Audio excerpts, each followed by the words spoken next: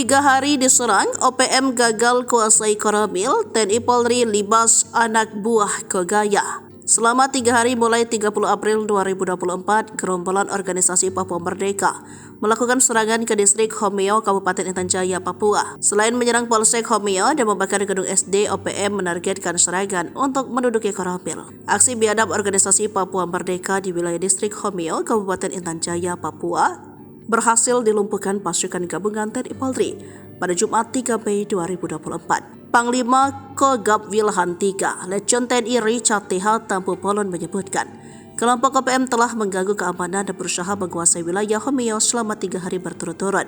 Aksi biadab OPM tersebut dimulai serangan terhadap Polsek Homeo pada tanggal 30 April 2024 yang mengakibatkan seorang remaja bernama Alexander Parapak meninggal dunia. Mereka lalu membakar bangunan SD Impres Pagapa pada hari Rabu 1 Mei 2024 dan upaya penyerangan terhadap Koramil 17505 Homeo pada tanggal 2 Mei 2024. Dampak serangan OPM selama 3 hari di Homeo telah menimbulkan ketakutan bagi masyarakat setempat.